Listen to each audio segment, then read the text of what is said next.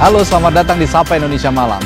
Saudara, KUHP baru atau Kitab Undang-Undang Hukum Acara Pidana baru telah disahkan DPR. Lalu bagaimana implementasi dari KUHP baru ini? Bagaimana KUHP baru ini bisa menjamin atau mengatur proses hukum yang lebih baik? Dewan Keamanan PBB ini kita ke sorotan lainnya, saudara. Ada Dewan Keamanan PBB juga yang setujui usulan Presiden Donald Trump untuk membentuk Badan Perdamaian Gaza dan pengiriman pasukan internasional ke Gaza. Lalu akankah perdamaian abadi di Timur Tengah bisa terwujud? Yang juga jadi sorotan di Sapa Indonesia Malam, kasus dugaan korupsi kereta cepat Wush. KPK mendalami dugaan tanah negara dijual ke negara. Siapa saja yang terlibat dan bagaimana ini bisa terjadi? 3 informasi tadi akan jadi bahasan di Sapa Indonesia Malam bersama saya Friska Clarissa. Dan saya Radi Saputro. Kita mulai segera Sapa Indonesia Malam hari ini.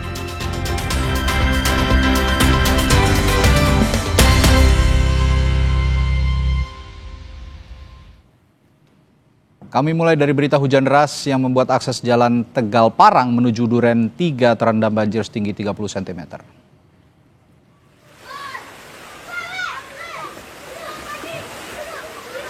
Akses jalan dari arah Mampang menuju Duren 3 tertutup banjir dan membuat kendaraan roda 2 dan 4 harus berputar arah. Namun bagi pengendara yang nekat melintas, sebagian terpaksa mengalami mati mesin akibat nekat menerobos banjir. Buruknya sistem drainase diduga membuat kawasan ini menjadi area langganan banjir.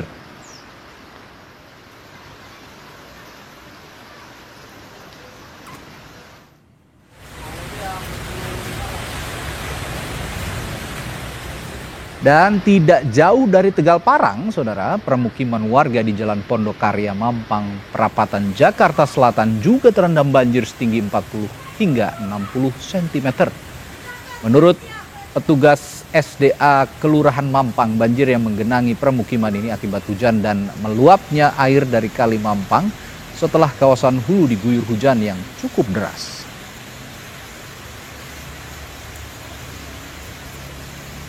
Yang cukup lumayan, Pak. Ini sudah menampung untuk debit air karena sudah curah hujan sudah terlalu banyak, jadi dia mengantri lah kalau dibilang mas. Kita ke sorotan berikutnya, kebakaran melanda salah satu gedung di Asrama Haji Ternate, Maluku Utara. 4 mobil pemadam kebakaran dikerahkan memadamkan api.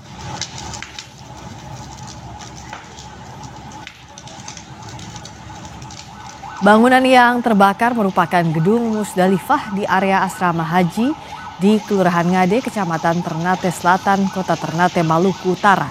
Sebelum petugas damkar tiba, warga sekitar dan penghuni Asrama Haji bahu-membahu memadamkan api dengan peralatan seadanya. Sebanyak 40 petugas dan 4 unit mobil damkar dikerahkan untuk memadamkan api. Api diduga berasal dari lantai 2 gedung yang dihuni sejumlah atlet karate dari Halmahera Barat dan Halmahera Selatan. Api berhasil dipadamkan 30 menit kemudian. Ya karena ini dia posisi lantai 2, jadi kita mengantisipasi kejadiannya ini kan maksudnya api itu berasal dari lantai 2. Jadi kita mengantisipasi sampai dia merembet ke lantai bawah. Jadi kita mengharapkan secara ini untuk tidak merembet ke lantai bawah. Beralih ke sorotan lain, operasi pencarian korban bencana tanah longsor di Cilacap, Jawa Tengah memasuki hari ke-6. Tim SAR mempersempit wilayah pencarian menjadi 3 titik. Tim SAR memperkirakan masih ada 5 korban berada di area tersebut. Setelah pada sore tadi berhasil menemukan 2 korban. Untuk memaksimalkan proses pencarian, petugas menggunakan 27 ekskavator, 17 pompa air, dan 9 anjing pelacak dari Polda Jawa Tengah. Hingga saat ini korban longsor di Cilacap yang ditemukan tim relawan gabungan mencapai 16 orang yang sayangnya dalam kondisi meninggal dan 7 orang lainnya masih dalam pencarian. Diperkirakan masih ada yang tertimbun lah. Nah, itu makanya itu ada beberapa ekskavator yang kerja di atas itu lagi bikin jalan ke atas gitu. Karena kalau tanpa alat berat susah kalau nyibak timbunan tanah itu kan agak susah, makanya alat berat mesti jalan. Nah, ini kan jalannya hampir nggak ada, jadi alat berat itu yang di depan mesti bikin jalan dulu, baru yang belakang alat berat masuk untuk mulai gali-gali. Nah, itu seterusnya dikerjakan, makanya prosesnya agak sedikit lama.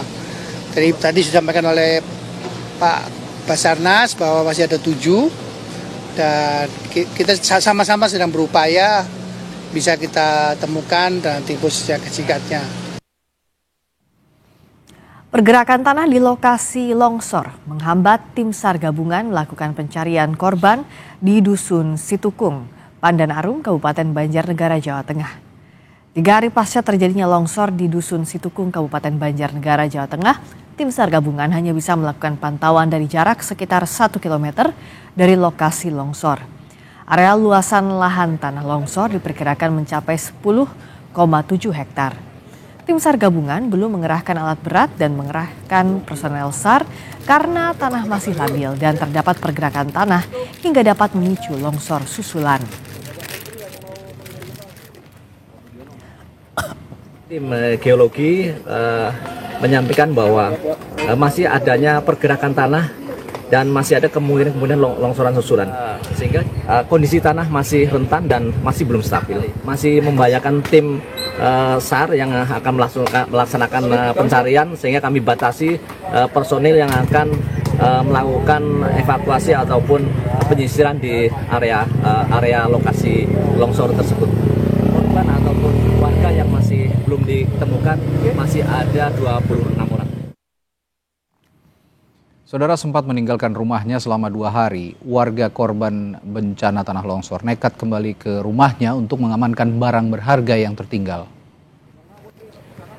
Meski adanya larangan dari petugas agar warga tidak mendekat atau mendatangi wilayah terdampak bencana tanah longsor di Dusun Situkung, Pandanarum, Banjarnegara, Jawa Tengah, sejumlah warga tetap berusaha mendatangi rumahnya untuk mengambil barang berharga milik mereka yang masih bisa diselamatkan. Upaya petugas ini untuk mengantisipasi hal yang tidak diinginkan sekaligus meminimalisasi bertambahnya korban jiwa.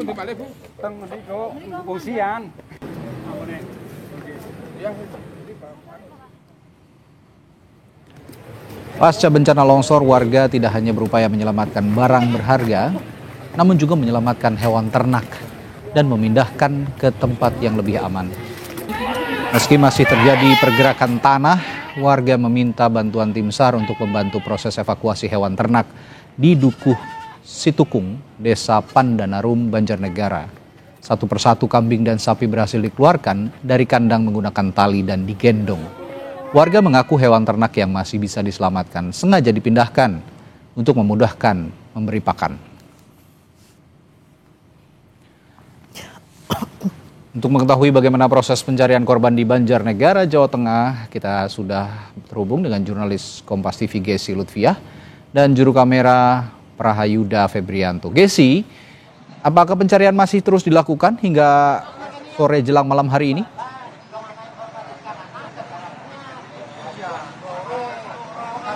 Ya, Radi dan juga saudara, untuk update terbaru dari Dukuh Situkung, Pandanarum, Kabupaten Banjarnegara, Jawa Tengah, untuk pencarian memang di 3 hari ini difokuskan untuk penyisiran medan, di mana memang tanah di lokasi longsor ini memang masih labil begitu, jadi memang belum dilakukan pencarian secara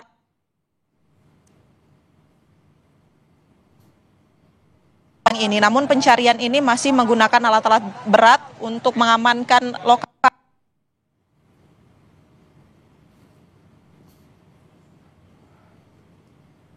tanah longsor susulan begitu, sehingga memang untuk pencarian korban tadi kabarnya akan dilakukan besok secara resmi. Selain itu juga untuk saat ini cuaca di lokasi ini masih labil.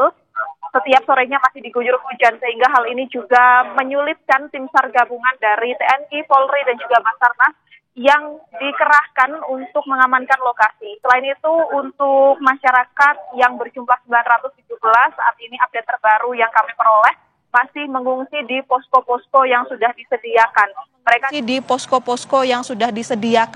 Mereka diminta untuk tetap berada di lokasi dan tidak mendekati lokasi kejadian tanah longsor ini karena memang kondisi yang tidak memungkinkan begitu. Ditakutkan nantinya akan ada longsor susulan karena pergerakan tanah ini masih terlihat. Selain itu juga di bagian atas lokasi ini memang terdapat waduk yang hal tersebut juga ditakutkan jika terjadi curah hujan yang tinggi nanti akan memicu tanah longsor susulan. Selain itu juga saat ini kami melaporkan masih terdapat 26 korban hilang dan juga 2 meninggal yang sudah ditemukan pada hari kemarin, serta juga tentunya pencarian besok akan difokuskan jika memang cuaca ini memungkinkan. Rencananya memang dari Menko PMK dan juga dari Kepala BNPB tadi menyebut bahwa pencarian resmi dari ke-26 korban hilang ini akan dilakukan besok pagi, tentunya dengan melihat kondisi lapangan begitu, karena nanti juga akan ada tim dari geologi yang akan memastikan bahwa kondisi lapangan ini sudah bisa didatangi oleh tim SAR atau dilakukan pencarian secara maksimal. Selain itu di lokasi saya berdiri saat ini di salah satu posko di Kecamatan Pandan Arum, tempat masyarakat terdampak ini juga mengungsi. Mereka tadi juga sempat mendapatkan pendampingan psikologis begitu dari Polda Jawa Tengah dan juga Polres Banjarnegara, karena terlihat dari mereka ini juga masih syok melihat kondisi rumah yang berantakan, hancur begitu, dan juga korban-korban atau saudara mereka yang juga belum ditemukan. Hingga kini update dari kerusakan selain korban jiwanya, Radi dan juga saudara, terdapat 48 rumah warga yang rusak parah, kemudian juga akses untuk saat ini menuju lokasi tanah longsor ini juga masih sangat sulit, di mana retakan-retakan di jalan ini juga dinilai semakin besar untuk saat ini. Radi. Ya, topografi tempat longsor, bencana longsor di Banjarnegara ini memang perlu kehati-hatian, sehingga tadi kalau diungkapkan Gesi ada waduk di atasnya, jadi perlu kehati-hatian untuk mencari atau mengevakuasi korban-korban yang masih tertimbun longsor. Tapi saya dengar juga di sana sudah ada beberapa posko pengungsian yang sudah dibangun oleh otoritas setempat. Saat ini bagaimana kondisi mereka, Gesi?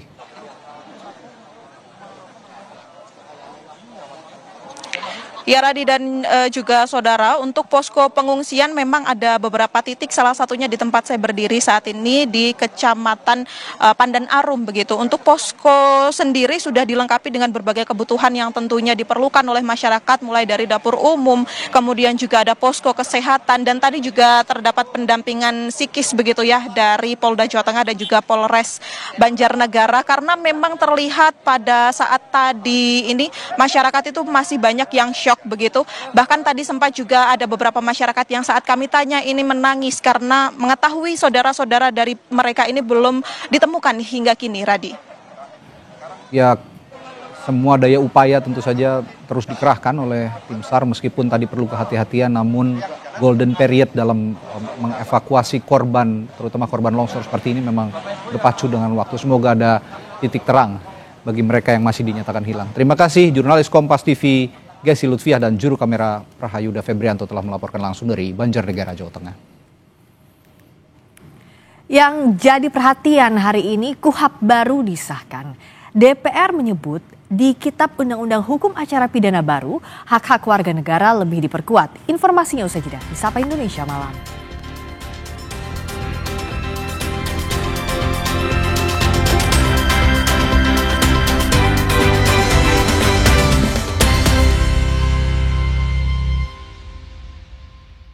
Banyak yang sudah membuktikan Aqua terasa sejuk meski tanpa didinginkan. Diproses dari air pegunungan dalam akuifer yang terlindungi, kaya akan mineral alami. Aqua, hadirkan kesejukan badan dan pikiran. Tiap orang punya semangatnya masing-masing untuk memberikan yang terbaik. Terima kasih untuk kamu yang tidak bercerita tapi selalu semangat 100%. Kopi Kapal Api, jelas lebih enak. Jujur kaget sih, nggak nyangka. Ternyata dapet grand prize apartemen, langsung shock aja gitu. Kayak nggak expect, cuman niatnya lari, tiba-tiba dapet apartemen. Cek tutup botol, temukan kode unik, dan dapatkan hadiah miliaran dari Aqua.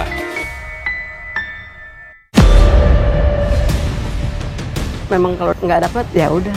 Saya bilang, bukan rezekinya. Atas nama saya pribadi, dari dulu sampai sekarang belum pernah dapat apa-apa. Saya nggak pernah nanya dan nggak pernah tahu. Memang ini PR yang sangat besar. Paling krusial adalah soal data. Kalau data kita makin akurat, bansosnya pasti makin tepat sasaran. Kalau datanya nggak beres, ya akhirnya berikutnya bisa nggak beres. Berkas Kompas, Selasa 18 November pukul 11 malam di Kompas TV. mudah-mudahan cucu saya dapat pulang. Bilkis ditemukan jadi asa bagi para orang tua yang kehilangan anak. Kasus ledakan di SMA Negeri 72, kini siswa berangsur ikuti pembelajaran tatap muka. Siswa SMP di Tangerang Selatan meninggal dunia akibat perundungan. Selengkapnya dalam laporan khusus malam ini pukul 9:30 di Kompas TV. Sempat mandek, wacana penghapusan angka 0 dari mata uang rupiah atau redenominasi kini kembali bergulir. Itu bukan wewenang Kementerian Keuangan karena emang yang disetujui oleh DPR sama BI. Hal ini merupakan langkah strategis untuk meningkatkan efisiensi transaksi, memperkuat kredibilitas rupiah, redenominasi, menciptakan ketidakpastian ekonomi. Lebih baik pemerintah fokus kepada stabilitas ekonomi. Simak pembahasannya dalam Business Talk pukul 10 malam ini di Kompas TV.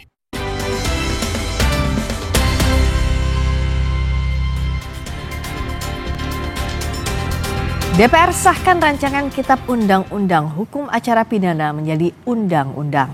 Dalam rapat yang dipimpin Ketua DPR RI Puan Maharani, semua fraksi di DPR menyatakan setuju terhadap pengesahan RUU KUHP. Pimpinan DPR berharap publik yang masih menolak proses legislasi tidak termakan hoax terkait substansi KUHP baru yang disahkan. KUHP mulai diberlakukan 2 Januari mendatang atau bersamaan dengan berlakunya KUHP yang baru.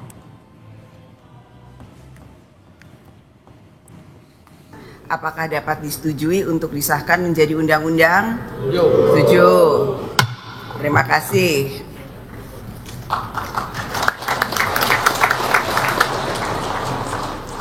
Tadi penjelasan dari Ketua Komisi 3 saya rasa cukup bisa dipahami dan dimengerti sekali. Jadi hoax-hoax yang beredar itu semuanya hoax, tidak betul. Dan semoga kesalahpahaman dan ketidakmengertian bisa segera kita sama-sama pahami bahwa itu tidak betul. Ketua Komisi 3 DPR RI Habibur Rahman mengklaim isi KUHP yang baru berbeda dari KUHP yang lama. Habibur Rahman menyatakan di KUHP lama, kekuasaan negara atau aparat penegak hukum terlalu kuat. Sedangkan di KUHP baru, hak warga negara yang diperkuat. KUHP baru berupaya melindungi warga negara dari penyiksaan dalam proses hukum serta mengatur mekanisme penahanan yang lebih objektif. Selain itu, KUHP baru juga memberikan penguatan pada peran profesi advokat sebagai pendamping warga negara. Di KUHP yang lama, negara itu terlalu powerful, aparat penegak hukum terlalu powerful. Ada di gambar yang sebelah kiri ya, yang merah itu. Kalau di KUHP yang baru ya, warga negara diperkuat, diberdayakan, haknya diperkuat ya, melalui juga penguatan profesi advokat sebagai orang yang mendampingi warga negara. Kemudian di KUHP yang baru ini kita sudah melakukan akomodasi maksimal terhadap kelompok rentan ya. Dalam RU ini kita mencantumkan pengaturan spesifik untuk kelompok rentan, penyandang disabilitas. Ketua Komisi 3 DPR RI Habibur Rahman juga mengungkap KUHP baru melindungi warga negara dari penyiksaan selama dalam proses hukum. Menurut KUHP baru dalam pemeriksaan harus ada kamera pemantau atau CCTV. Secara spesifik ya, mengatur larangan atau perlindungan warga negara dari penyiksaan. Yang mana di KUHP yang lama nggak ada sama sekali ya. Jadi kita bayangkan kalau KUHP lama terus berlangsung hingga saat ini, tiap hari akan ada korban. Makanya di KUHP baru disebut pasal 143 huruf M hak saksi, pasal 144 huruf Y hak korban secara tegas menjamin hak bebas dari penyiksaan, intimidasi, perbuatan tidak manusiawi yang merendahkan harkat dan martabat manusia selama proses hukum. Ini diusulkan dari Universitas Indonesia melalui saudara Taufik Basari. Selain itu, pasal 30 ayat 2 mengatur bahwa pemeriksaan direkam menggunakan kamera pengawas sebagaimana mekanisme pengawasan dan pencegahan praktik penyiksaan. Jadi dalam pemeriksaan menurut KUHP baru itu harus ada kamera pengawas. Hal baru lainnya di KUHP baru menyebut seseorang bisa mendampingi advokat bahkan sejak belum berstatus saksi. Advokat juga bisa menyampaikan keberatan terhadap proses hukum yang dijalani kliennya. Nah, di KUHP yang baru, seseorang sejak awal bisa didampingi oleh advokat, bahkan ketika belum berstatus sebagai saksi, baru pemberi keterangan pun sudah bisa didampingi oleh advokat. Nah, di KUHP lama juga aturannya seorang advokat itu hanya bisa duduk, mencatat dan mendengar, nggak bisa debat, nggak bisa berargumentasi. Sementara di KUHP baru advokat bisa menyampaikan keberatan dan keberatannya itu harus diakomodir dalam BAP. Jadi kita bisa membayangkan nanti advokat kita seperti advokat di film-film Amerika, bisa debat dengan penyidik membela kepentingan kliennya. Masih di tempat yang sama, Habibur Rahman juga mengatakan KUHP yang baru mempertegas aturan restoratif justice, di mana penyelesaian masalah dapat dilakukan dengan mencari titik temu antara pelaku dan korban sehingga tidak perlu diteruskan secara hukum.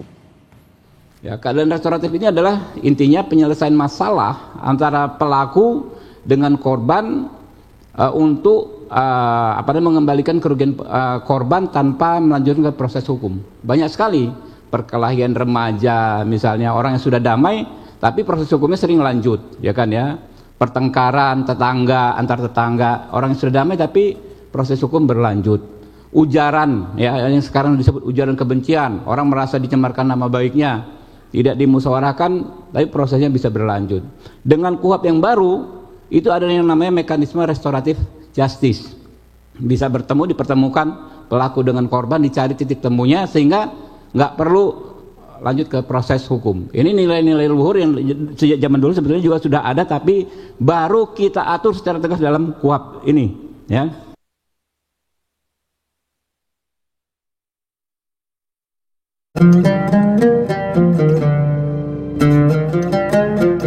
Allahu Akbar, Allahu Akbar, Allah.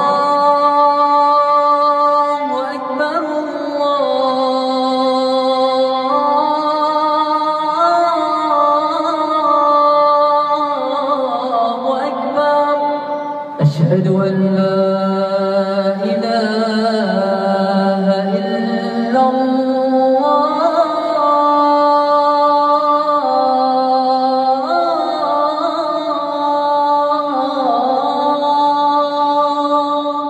أشهد أن لا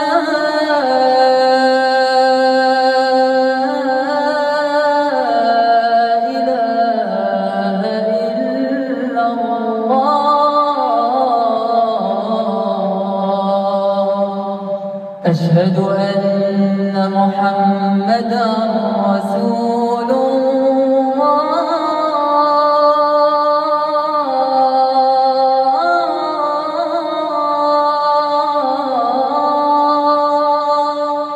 أشهد أن محمدا رسول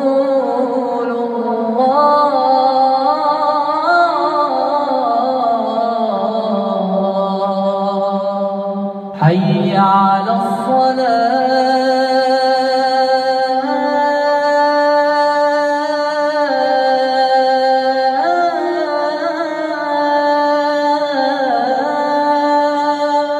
حي على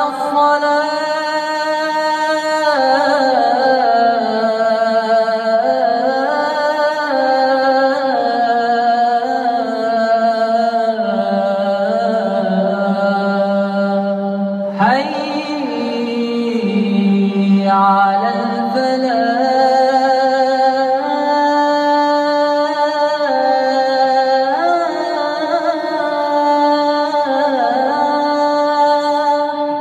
حي على الفلاح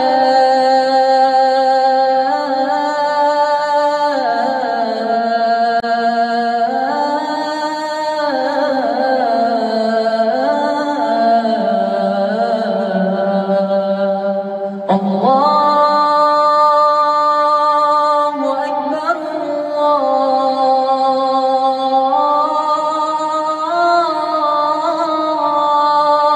الله أكبر لا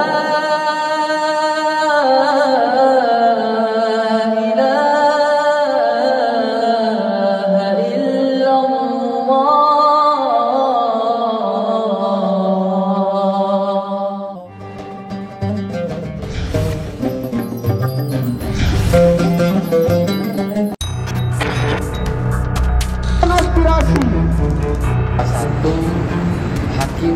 Mahkamah Konstitusi berinisial AS yang diduga memiliki atau menggunakan ijazah palsu.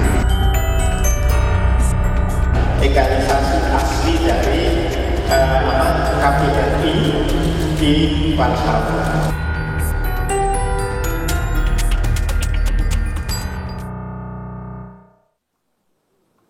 Lagi-lagi ijazah para pejabat publik dipersoalkan. Jika sebelumnya ijazah milik Presiden ke-7 Joko Widodo dan juga ijazah Wakil Presiden Gibran Rakabuming Raka, kini giliran ijazah Hakim Mahkamah Konstitusi Arsul Sani. Jumat lalu, Aliansi Masyarakat Pemerhati Konstitusi AMPK melaporkan Arsul Sani ke Bareskrim Polri atas dugaan penggunaan ijazah palsu. AMPK melapor berbekal bukti pemberitaan pengusutan kampus di Polandia, tempat Arsul Sani menyelesaikan studi doktoralnya. Selain meminta pengusutan kasus hukum, mereka juga meminta Arsul Sani mengundurkan diri.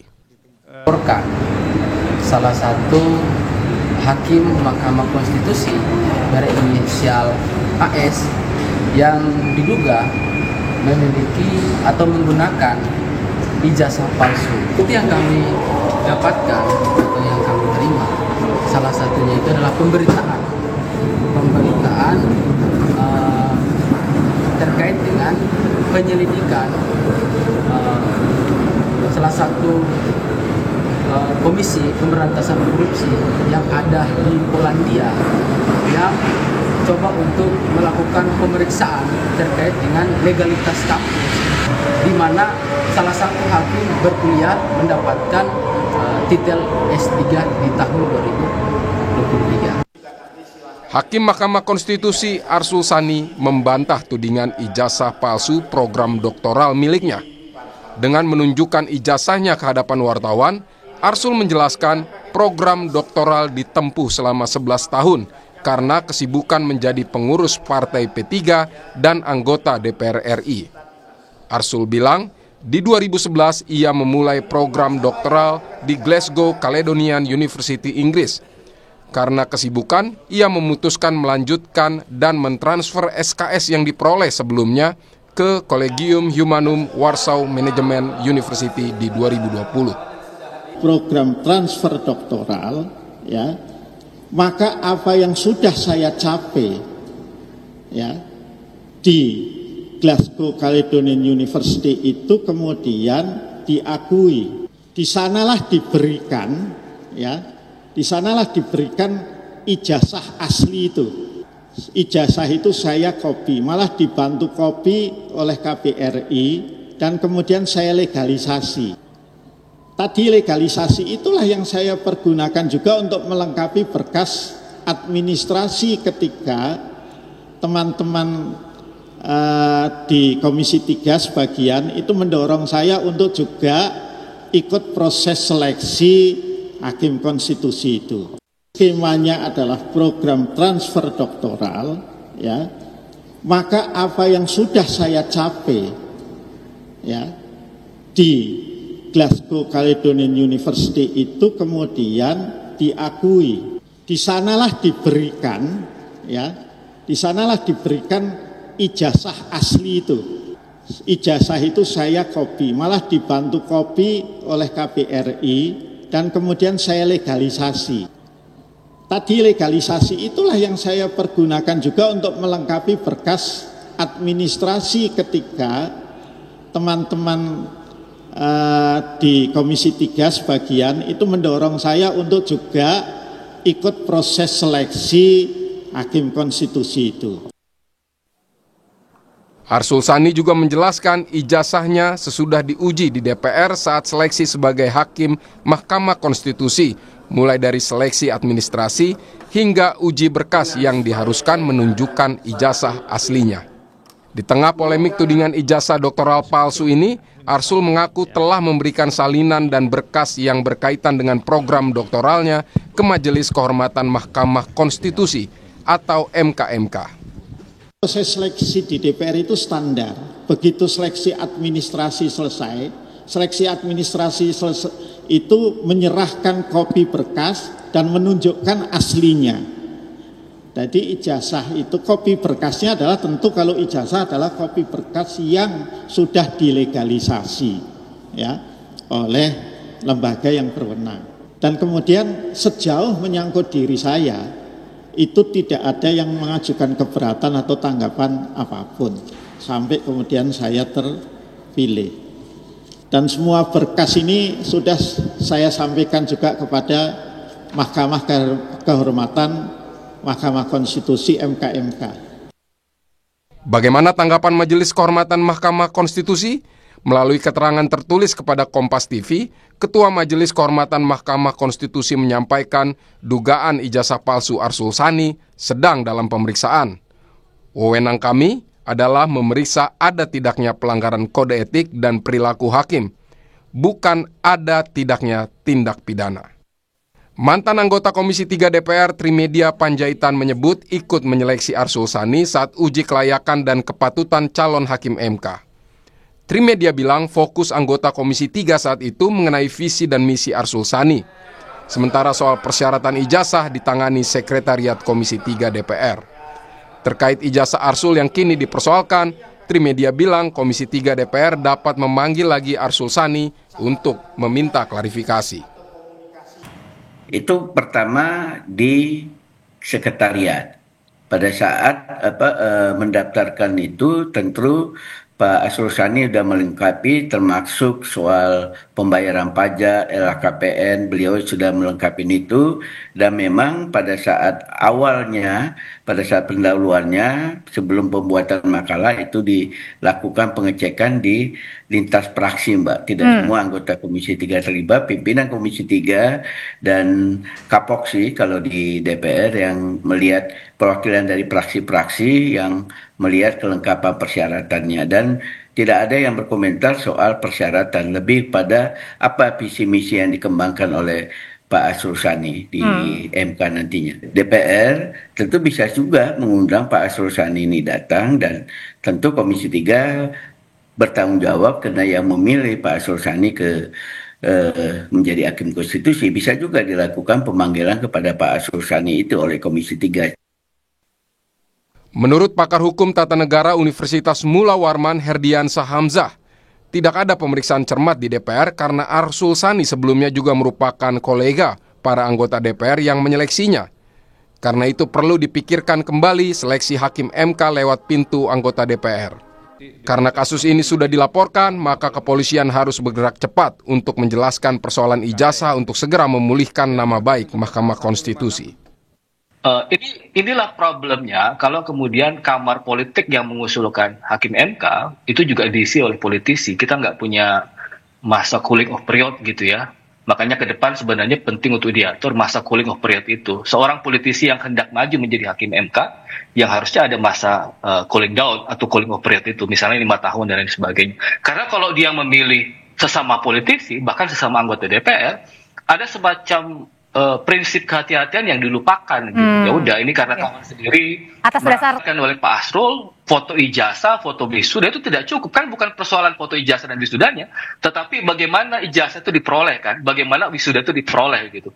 Nah, salah satu cara untuk mengetahui itu ya bagaimana proses pemeriksaan terhadap dari mana kemudian ijazah itu diperoleh Pak Arsul gitu. Kalau kemudian laporan ini sudah masuk di pihak kepolisian, sebenarnya kan ada metode yang bisa digunakan, misalnya yang pergunakan di relasi bilateral antara Indonesia dengan Polandia. Dua lembaga yaitu Majelis Kehormatan Mahkamah Konstitusi dan Kepolisian diharapkan segera bergerak untuk menjernihkan persoalan ijazah hakim MK Arsul Sani. Masyarakat perlu segera mendapat kejelasan agar kepercayaan kepada lembaga Mahkamah Konstitusi tetap terjaga. Kemudian juga termohon ini. Sesaat lagi Sapa Indonesia Malam akan membahas bagaimana KUHP baru bisa menjamin proses hukum di Indonesia menjadi lebih baik. Sesaat lagi kami kembali.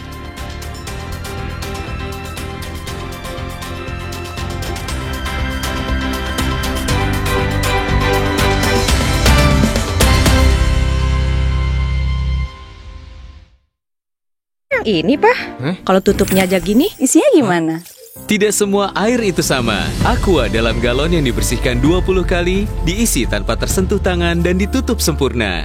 Aqua, 100% murni, 100% aman. Tiap orang punya semangatnya masing-masing untuk memberikan yang terbaik. Terima kasih untuk kamu yang tidak bercerita, tapi selalu semangat 100%. Kopi Kapal Api, jelas lebih enak. Jujur kaget sih, nggak nyangka.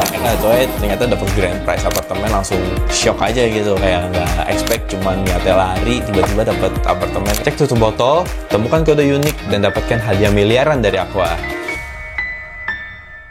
Double Agent, Double Action. Batuk nggak berhenti. Ada Bodrek Batuk Double Action. Batuk kering, berdahak. Bodrek Batuk, Double Action. Pertama dari Bodrek. Beda batuknya, satu solusinya. Dengan Double Action formula, redakan batuk kering, batuk berdahak, nggak ribet. Terus menangkan harimu. Banyak yang sudah membuktikan Aqua terasa sejuk meski tanpa didinginkan. Diproses dari air pegunungan dalam aquifer yang terlindungi, kaya akan mineral alami. Aqua, hadirkan kesejukan badan dan pikiran. Sempat mandek, wacana penghapusan angka 0 dari mata uang rupiah atau redenominasi kini kembali bergulir. Itu bukan wewenang Kementerian Keuangan karena emang yang disetujui oleh DPR sama BI. Hal ini merupakan langkah strategis untuk meningkatkan efisiensi transaksi, memperkuat kredibilitas rupiah. Redenominasi menciptakan ketidakpastian ekonomi. Lebih baik pemerintah fokus kepada stabilitas ekonomi. Simak pembahasannya dalam Business Talk pukul 10 malam ini di Kompas TV. Memang kalau nggak dapat ya udah, saya bilang bukan rezekinya. Atas nama saya pribadi, dari dulu sampai sekarang belum pernah dapat apa-apa. Saya nggak pernah nanya dan nggak pernah tahu. Memang ini PR yang sangat besar. Paling krusial adalah soal data. Kalau data kita makin akurat, bansosnya pasti makin tepat sasaran. Kalau datanya nggak beres, ya akhirnya berikutnya bisa nggak beres. Berkas Kompas, Selasa 18 November pukul 11 malam di Kompas TV. Mudah-mudahan cucu saya dapat pulang. Bilkis ditemukan jadi asa bagi para orang tua yang kehilangan anak. Kasus ledakan di SMA Negeri 72, kini siswa berangsur ikuti pembelajaran tatap muka. Siswa SMP di Tangerang Selatan meninggal dunia akibat perundungan. Selengkapnya dalam laporan khusus. Malam ini pukul 9:30 di Kompas TV.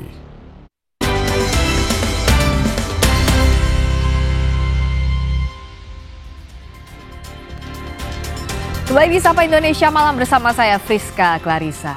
DPR sahkan rancangan Kitab Undang-Undang Hukum Acara Pidana menjadi undang-undang. Dalam rapat yang dipimpin Ketua DPR RI Puan Maharani, semua fraksi di DPR menyatakan setuju terhadap pengesahan RUU KUHP. Pimpinan DPR berharap publik yang masih menolak proses legislasi tidak termakan hoax terkait substansi KUHP baru yang disahkan. KUHP akan mulai diberlakukan 2 Januari mendatang atau bersamaan dengan berlakunya KUHP yang baru.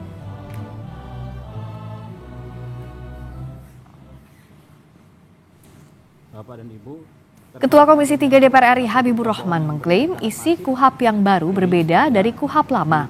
Habibur Rahman menyatakan di KUHP lama, kekuasaan negara atau aparat penegak hukum terlalu kuat. Sedangkan di KUHP baru, hak warga negara diperkuat. KUHP baru berupaya melindungi warga negara dari penyiksaan dalam proses hukum serta mengatur mekanisme penahanan yang lebih objektif. Selain itu, menurutnya, KUHP baru juga memberikan penguatan pada peran profesi advokat sebagai pendamping warga negara. Di KUHP yang lama, negara itu terlalu powerful, aparat penegak hukum terlalu powerful. Ada di gambar yang sebelah kiri ya, yang merah itu. Kalau di KUHP yang baru, ya, warga negara diperkuat, diberdayakan, haknya diperkuat, ya, melalui juga penguatan profesi advokat sebagai orang yang mendampingi warga negara. Kemudian di KUHP yang baru ini kita sudah melakukan akomodasi maksimal terhadap kelompok rentan, ya. Dalam RUU ini kita mencantumkan pengaturan spesifik untuk kelompok rentan, penyandang disabilitas. DPR telah mengesahkan Kitab Undang-Undang Hukum Acara Pidana. YLBHI menilai masih ada beberapa pasal bermasalah dalam KUHP baru itu, di antaranya terkait penangkapan dan penahanan saat masih dalam proses penyelidikan, serta adanya penggeledahan dan penyitaan tanpa izin pengadilan. Hukum acara pidana yang sudah disahkan, itu dalam tahapan penyelidikan, penyelidik itu atas perintah penyidik itu bisa melakukan penangkapan, bisa melakukan penahanan gitu ya, dan juga larangan untuk meninggalkan tempat dan seterusnya yang sebetulnya itu sudah masuk dalam kategori upaya paksa dalam tahapan penyidikan.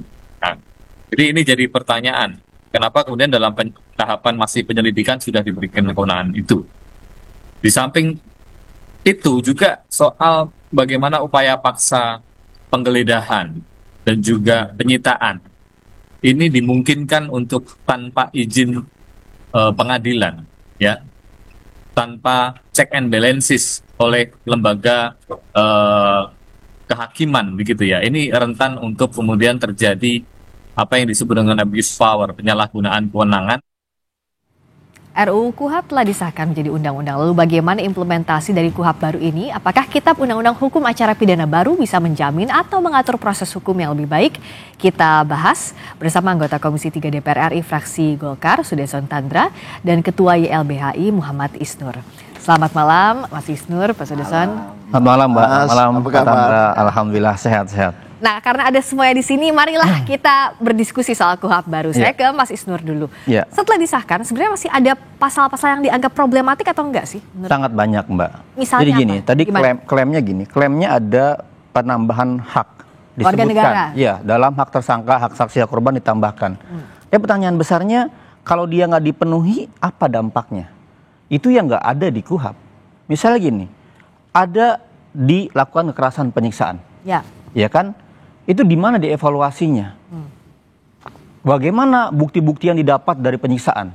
Bagaimana kasusnya? Apakah kemudian dihentikan prosesnya? Itu nggak ada, Bang. Misalnya juga hak advokat, ada precautionary rules, dia pre-trials, ngecek berkas. Tapi pertanyaannya kalau kemudian advokat nggak dikasih berkasnya, apa dampaknya? Apakah ada exclusionary rules, ada pengecualian terhadap bukti-bukti yang nggak didapat dari situ? Jadi seolah-olah dia ada bangunannya seolah rapih, padahal dia keropos sebenarnya. Dia nggak berdampak pada kasusnya atau ke pengawasannya sendiri. Itu yang kita kritik. Dan banyak lagi yang lain. Misalnya gini, ada pasal tentang penjebakan, pembelian dengan penjebakan. Dulu sebelumnya itu hanya boleh berlaku di narkotik. Karena bagian dari extraordinary rules, hukum yang sangat berat ya. Crime, ya. Nah, sekarang dia berlaku di penyelidikan dan untuk seluruh perkara. Kadang ada penjelasannya. Kalau begitu bisa berbahaya. Untuk perkara apapun, penyelidik bisa melakukan undercover buy. Jadi kalau begitu, jangan-jangan orang sangat mudah dijebak. Sangat mudah dilakukan rekayasa. Selebihnya, Mbak, bagi saya secara fundamental sebenarnya, ini sama saja. Misalnya gini, penangkapan 1-24 jam. Penahanan 20, 40, plus 60. Sama aja. Nggak ada juga evaluasi bagaimana penahanan itu. Sama aja. Sekarang kalau orang ditahan gak sah, lagi-lagi ngajuin ke pra-peradilan. Nggak ada perubahannya secara signifikan di situ. Sudah diselesaikan di mekanisme ada di KUHAP. Persis, juga. Padahal problem utama KUHAP adalah penggunaan upaya paksa secara sewenang-wenang. Penahanan nggak ada yang evaluasi. Evaluasinya mengandalkan prapid. Prapid mengandalkan keberanian. Dari masing-masing tersangka. Nah kan ini kan susah dilaksanakannya. Kita bahas dulu soal tadi beberapa poin yang dianggap Mas Isnur masih mengganjal dan dia. Satu lagi, Mbak. Ini ketika berlaku 2 Januari itu bagi saya sangat repot dan membahayakan. Terlalu cepat waktunya. Pertama gini, di KUHAP itu sangat banyak penjelasan pasal-pasal yang harus ada pengaturan PP-nya. Sangat banyak, hampir lebih dari 15 poin PP itu diperlukan. Sedangkan sekarang belum ada PP-nya. Bagaimana pemberlakuan pasal yang nggak ada penjelasannya, nggak ada PP-nya? Harusnya ada masa pembuatan dulu PP. PP-nya selesaikan dulu, baru berlaku. Sederhananya masa transisi begitu ya sebelum. Yang kedua masa transisi, penyiapan dulu kepolisiannya, sosialisasi, pelatihan, pendidikan, pembuatan modul dan turunan-turunannya ini kan nggak ada. Jadi ini akan saya membayangkan ya akan tercipta kekacauan di Januari besok. Gimana Pak Sudesson? Ya, terima kasih ya, itu pendapat beliau ya kita terimalah. Dalam negara demokrasi kan perbedaan pendapat itu hal yang biasa. Dan kami terima kasih ya karena beliau juga sebagai warga negara, sebagai orang yang berproses di bidang pembelaan tentu mempunyai pandangan seperti itu. Tapi begini, kalau saya secara pribadi melihat begini. Kita kalau melihat undang-undang itu kita harus melihat dalam suatu keseluruhannya. Kita nggak bisa melihat masalah KUHP terpisah dari KUHP atau terpisah dari undang-undang kepolisian dan sebagainya. Misalnya ambil contoh tadi mengenai penahanan, gitu kan. Nah, penahanan itu di dalam undang-undang acara, ya itu berlaku seperti itu. Artinya membatasi waktu penahanan. 20 hari dapat diperpanjang, itu selalu begitu kan. Nah, tetapi kita harus melihat KUHP ini di dalam porsi yang jauh lebih besar. Yaitu? Ya kan? Misalnya kita bicara mengenai adanya unsur transparansi di dalam KUHP.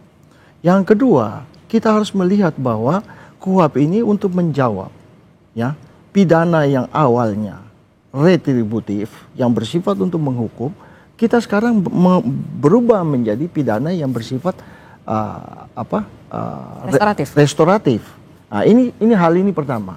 Nah, dari situ turunannya kemudian kita melihat bahwa yang seperti tadi pidato yang Ketua Komisi 3. Kewenangan negara itu terlalu powerful. Maka kita harus ada penyeimbangannya. Ya. Ini namanya contrarius actus ya. Warga negara itu harus mendapatkan keseimbangannya. Oleh karena itu di dalam KUHP ini justru kedudukan negara dalam hal berperkara dengan warga negara itu menjadi setara.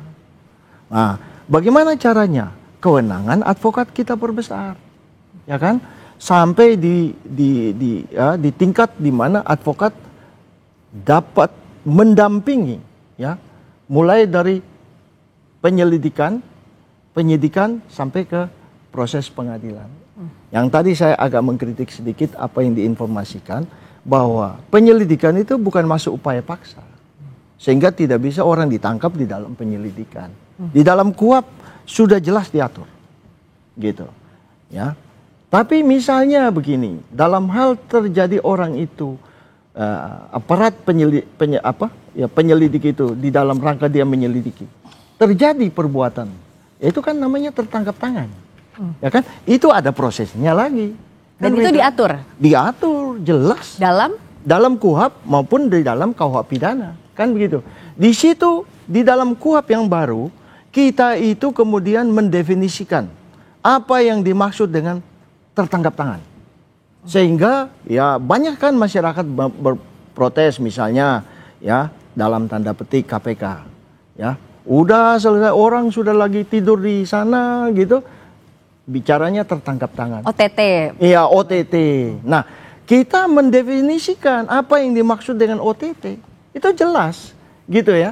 Nah, misalnya dari KPK protes kepada kami waktu menyusun itu. Saksi dicekal. Padahal saksi itu kan tidak dapat, dia sebagai warga negara Indonesia. Dia wajib mendapatkan perlindungan dari negara. Dia tidak boleh dihalangi bepergian kemanapun. Oke. Nah, kalau tadi dianggapnya ini adalah melindungi hak warga negara, kalau dari premis yang disampaikan Pak Sudetson, apa yang membuat Anda, Mas Isnur, masih mengganjal? Enggak, pertanyaan bedanya apa? Kewenangan mendampingi advokat ya dulu dengan sekarang. Perbedaannya adalah di KUHP yang sekarang, advokat bisa menyatakan keberatan atas proses yang selama dia pendampingan, itu yang baru di KUHP yang sekarang. Tetapi setelah dia keberatan, ditulis dalam BAP. Setelah dampaknya apa kepada proses pemeriksaannya? Enggak ada. Oke, apa itu? Coba kalau saya begini, makanya tadi Mas Isnur, saya melihat begini, kita harus melihat itu di dalam kerangka yang besar. Bayangkan aja, di dalam proses BAP itu, penyidik, kemudian advokat itu menyatakan keberatan. Bagaimana dengan masa depan dari penyidik itu? Ya kan? Nah ini kan semua penyidik itu kan ada di dalam undang-undang yang lain, di dalam Code of Conduct, dia tuh sudah punya kewajiban dan tanggung jawabnya. Oke, nah ya, sehingga tapi bagi hak tersangka aja nggak ada dampaknya. Mohon izin. Ini justru dengan adanya kewenangan advokat yang besar itu, dampaknya pasti terasa. Penyidik tidak akan berani, ya. Kalau orang itu menyiksa, penyidik itu menyiksa, pasti di tempat-tempat tersembunyi. Pasti tidak ada advokatnya. Makanya di dalam praktek, ya di dalam praktek sering advokat itu keberatan. Kenapa? Oh masih saksi kok, yuk di luar aja, nggak boleh masuk ke sini, ya kan? Tetapi sekarang di dalam KUHP kita udah atur. Oke, nah ini kan pendampingan sejak saksi misalnya. Apa yang Mas Isnur harapkan sebenarnya, kalaupun ini dianggapnya diperkuat dalam KUHP? Dibedakan dulu, tersangka atau saksi nih. Kalau saksi memang di KUHP ada yang baru. Saksi, korban dituliskan haknya. Ya. Itu yang baru kami akui. Tetapi lagi-lagi pemberian hak itu tidak diiringi oleh bagaimana akibat dari tidak dipenuhinya hak.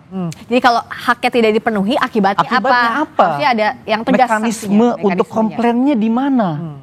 Itu yang nggak diatur. Itu yang nggak dijelaskan. Misalnya gini, tadi dijelaskan penyiksaan. Ya. Ada kasus penyiksaan dalam ambil keterangan oleh penyidik. Oke? Ya. Terus dilakukan penyiksaan. Dampaknya apa sih dari penyiksaan itu? Apakah perkaranya nggak sah dihentikan? Dalam perkara anak misalnya, kalau nggak ada advokat maka dihentikan saat eksepsi. Ya. Di dismisal, di NO perkaranya. Harusnya seperti itu kasusnya. Sekarang kan nggak ada, Mbak, dampaknya. Di situ nggak ada mekanisme mungkin pengujiannya. saya potong sedikit ya. Jadi di dalam KUHP-nya, saya lupa pasal berapa, dikatakan bahwa keterangan atau bukti yang diambil dengan cara tidak sah itu tidak dapat dijadikan bukti, ya kan? Kalau penyiksaan itu mekanismenya di mana? Ya tentu mekanismenya kita akan ini di dalam KUHP yang besar ini kita nggak bisa ngatur hal yang sampai ada hal yang kita harus serahkan kepada misalnya jurisprudensi atau kita serahkan kepada ilmu pengetahuan. Misalnya kita bicara mengenai pasal advokat ya, BAP yang didapat dengan cara intimidasi. Nah, nanti kan Mas Isnur tanya lagi, yang dimaksud dengan intimidasi itu apa? Ya kan? Mohon izin sebentar. Nah, itu kita harus menyerahkannya kepada praktek pengadilan, jurisprudensi, ilmu pengetahuan yang akan berkembang. Yang jelas bahwa kita tahu penyiksaan itu adalah tindakan yang melanggar hukum. Seharusnya, kan begitu kan? Seharusnya gimana, Mas Isnur? Segala bentuk pencegahan dan niat baik untuk mengatur agar itu nggak terjadi diatur di hukum acara. Dan ini sebenarnya jauh lebih mundur dibandingkan dengan Undang-Undang 12 2005 tentang ratifikasi konvensi CCPR. Di sana ada habeas corpus, di mana kalau orang-orang ditahan maksimal nih 2 hari setelah ditahan dibawa ke pengadilan, diuji. Tunjukin ke hakim, Pak, ini tersangkanya, Pak, kondisinya baik-baik saja, sehat-sehat saja. Tolong dicek apakah kami berwenang menahan. Sehingga hakim bisa mengontrol penyidik. Kalau sekarang penyidik nahan, ya dia aja yang memutuskan. Perpanjangan ke penuntut itu sama dengan yang sekarang. Makanya kami mengusulkan ada namanya pre-trial judge. Dia akan ngecek apakah bukti-bukti yang didapat oleh pengacara baik. Apakah keterangan diambil dengan baik, tidak ada penyiksaannya. Sehingga diputuskan. Yang ada kalau sekarang namanya post factum. Misalnya gini, ada penyiksaan, terjadi duluan. Karena nahan bisa 20, 40, plus 60. Baru kemudian diajukan prapid. Ya kan? Kalau prapidnya kemudian menetapkan ada pelanggaran, kemudian dihentikan penyidikan setelah kejadiannya, setelah lama prosesnya. Itu pun kalau orangnya prapid. Yang kedua, peristiwanya adalah ketika di pengadilan, ketika proses. Dia nggak sanggup prapid, misalnya kemudian dia masuk ke dalam pemeriksaan pokok perkara, baru dia curhat lagi, baru hakim menilai di situ. Itulah peristiwa yang terjadi sekarang. Jadi setelah pelanggaran terjadi, kekerasan banyak, penyiksaan banyak, baru dievaluasi di ujung. Jadi post factumnya artinya setelah ada kejadian dulu, baru itu yang kita harus ubah. Bagaimana mengawasi agar cepat, harusnya adalah pre-factum. Oke. Nah, pengawasannya gimana kalau sekarang kan diragukan kan soal pengawasan? Ya, jadi begini, itu juga sudah kita bicarakan. Lama sekali bicarakan. Nah, kita menyusun undang-undang itu bukan saja masalah hukum yang kita perhatikan. Kita harus melihat letak geografis. Kita harus melihat banyak hal. Kita bicara mengenai izin pengadilan lah, ya. Itu terjadi kalau Mas Isnur tinggal di Jakarta. Bagaimana dengan di Papua itu, dapil saya Papua Tengah. Polisi jalan bisa 1 bulan. Kalau izin pengadilan, penjahatnya udah lari. Nah, di dalam KUHP itu kita atur. Yang ancamannya 5 tahun ke atas, wajib didampingi oleh advokat. Nah, di dalam KUHP yang lama nggak diatur. Sehingga, ya mohon maaf ini, penyidiknya bilang, yuk jangan pakai dah, jangan yuk pakai ini. Kalau yuk pakai nanti saya tuntut berat loh.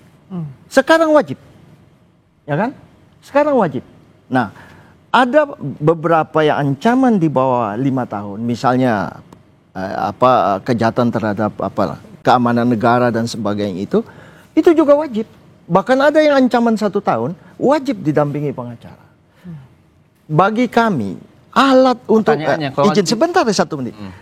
Alat untuk mengontrol ya kesewenang-wenangan dari aparat penegak hukum itu, ya kita memang memperbesar kewenangan dari advokat. Nah, saat tadi yang beliau mengatakan mengenai habeas corpus itu, kita harus melihat sistem hukum kita, gitu kan? Nah, kalau kita menggunakan misalnya kita mundur sedikit ke belakang, HR misalnya, ya kan? Polisi itu namanya HULP magistrat, jaksa magistrat, ya. HULP magistrat itu apa? Terjemahan secara apa? Bebas saja. Pembantu jaksa. Oke. Nah, tetapi mulai dari kita belum merdeka sampai kita merdeka, konflik kewenangan tetap ada. Oke. Nah, pasti sudah Iya. Jadi saya ingin bilang, kita sudah punya Undang-Undang 598 tentang anti penyiksaan. Di sana dijelaskan kalau ada orang penyiksaan maka berkasnya nggak sah, dibalikin. Sekarang orang nggak didampingi oleh advokat. Pertanyaannya dampaknya apa bagi perkara? Di Undang-Undang SPPA, Mbak, perkara anak, kalau nggak didampingi oleh advokat anak itu, maka perkaranya di NO. Ya. Di KUHAP ada nggak pernyataan seperti itu? Perkaranya di NO? Nggak ada. Jadi saya ingin bilang bahwa ada banyak notes, pasal-pasal pemberian hak, tapi tidak diiringi oleh bagaimana ketika terlanggar. Itu yang kami sesalkan, Mbak. Sebenarnya gini, kami kan diundang oleh Komisi 3. Ya. Bulan Juli, ketika rame-rame, waktu itu pasca pembahasan di Panja yang 2 hari, kami kasih masukan. Kami nagih setelah Juli itu mana draftnya, biar kami tahu apakah masukan masyarakat sipil ini diakomodir. Dan sejauh mana diakomodirnya? Iya, sejauh mana diakomodirnya. Kami menunggu, kami kirim surat. Sehingga akhirnya kemarin di pertengahan November, tibalah kemudian rapat di online di YouTube kami lihat. Langsung pengesahan di tingkat 1. Rapat panja, laporan ada, langsung tingkat 1 pengesahan. Tidak ada kesempatan buat kita memberikan catatan atas draft-draft yang ada itu. Sehingga kami mengkritik, Bang, ternyata ada tabel kami lihat, dia dikutip. Ini masukan YLBHI. Kami bilang, kami nggak pernah ngasih masukan itu. Ya. Ini dari mana masukan YLBHI dan salah masukannya. Berbeda dengan masukan kami. Kami bilang, ini kok salah kutip atau informasi dari mana, atau kami dicatut namanya, kami nggak tahu. Ya. Bagaimana DPR menjawab pertanyaan tadi? Usai jeda di Sapa Indonesia Malam, kami kembali.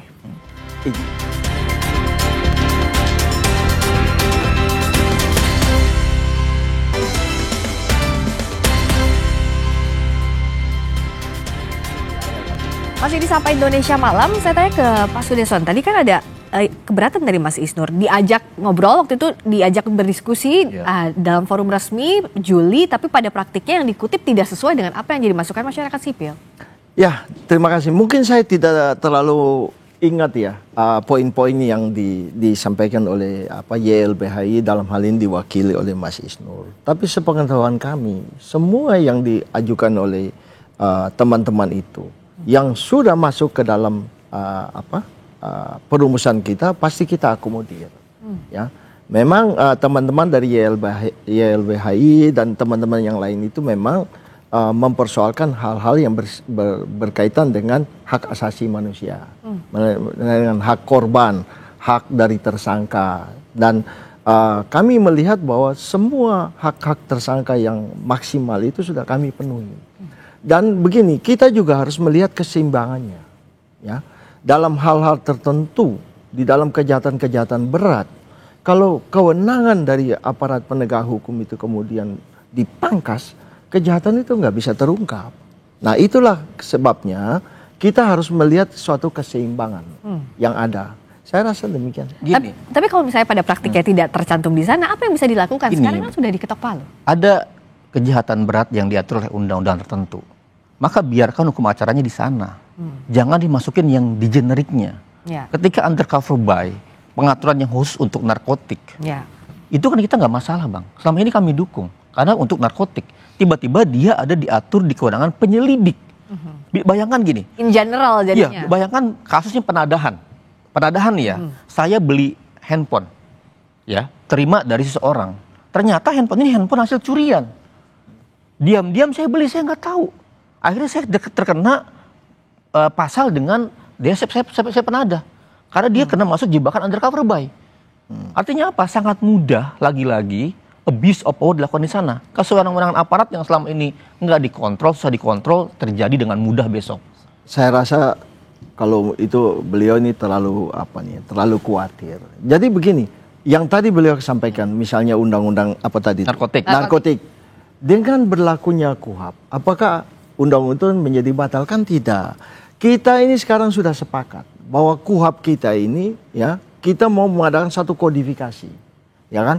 Bukan berarti bahwa apa yang ada di situ menjadi tidak berlaku. Kita bicara mengenai KPK. Bukan berarti bahwa KPK kemudian undang-undang berlaku, kewenangannya dia menjadi terbatas. Tidak. Ya, harusnya kalau begitu Bang, di KUHP-nya dijelaskan undercover by, ya, untuk kasus narkotik. Lex spesialisnya ya, yang khususnya di penjelasan itu di bagian jadi begini, ada hal-hal semuanya. tertentu yang akan dijelaskan di dalam peraturan pemerintah. Itu sudah di dalam aturan peralihan. Yang kedua, tadi dibicarakan mengenai apa KUHP yang akan segera berlaku 2 Januari. Kan pemerintah itu menjadi kewajiban dari pemerintah untuk segera sedapat mungkin mengeluarkan peraturan pemerintahnya supaya ini bisa dapat berlaku. Belum ada. Saya yakin dalam waktu dekat pasti akan keluar karena undang-undang ini sudah harus berlaku dan berjalan. Nah, itu dia. Gak boleh terjadi kekosongan hukum. Waktunya cukup atau enggak? Di kasus KUHP sendiri ini harusnya jadi pembelajaran buat DPR sama pemerintah. Kami waktu itu teriak-teriak. 2019 kami teriak-teriak. Ada banyak masalah. Kata pemerintah dan DPR nggak ada. Mau disahkan tingkat 1. Tapi Jokowi menjelang tingkat 2 di cancel.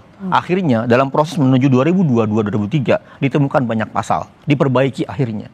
Disahkan 2003 kami masih kritik. Masih banyak masalah Pak. Sabar dulu Pak. Akhirnya apa sekarang? Sekarang sedang disusun RUU penyesuaian pidana. Perbaikan pasal-pasal KUHP. Jadi KUHP belum berlaku aja. Udah ada penyesuaiannya. Ada pengakuan akan kesalahan di undang-undang yang lama dengan bikin draft undang-undang baru penyesuaian pidana. Di KUHP ini kejadiannya sama. Ketidaksabaran untuk berproses dan memaksimalkan draft yang ada menimbulkan banyak bolong, malah menimbulkan potensi-potensi yang lebih berbahaya. Ya. Dan kami tuh punya prediksi, ini sama nih kayak KUHP nih. Besok juga nggak lama lagi diakui bolong-bolong kesalahannya. Tapi harusnya buat undang-undang nggak begitu, nggak tergesa-gesa, nggak ceroboh, pelan-pelan gitu loh. Dan apakah Januari kalau nggak ada KUHP baru itu nggak berlaku? Ya enggak juga. Harusnya ketika ada KUHP memandatkan beberapa kebutuhan, misalnya adalah soal sanksi sosial, ya, soal kejahatan korporasi. Maka KUHP yang diperbaiki fokusnya, makanya kawan kami menyarankan sebaiknya KUHP yang dibuat sekarang adalah menjawab kebutuhan KUHP. Apa itu? 2 hal saja, sanksi sosial dan korporasi. Jangan semuanya pengen dibahas tapi malah banyak bolong-bolongnya dan malah membuat makin bahaya. Apakah ini jadi tergesa justru memunculkan potensi bahaya tanda kutip pada pelaksanaannya? Menurut kami juga tidak. Jadi yang tadi dikatakan oleh Mas Isnur itu memang betul. Kami sedang lagi membahas mengenai penyesuaian tadi.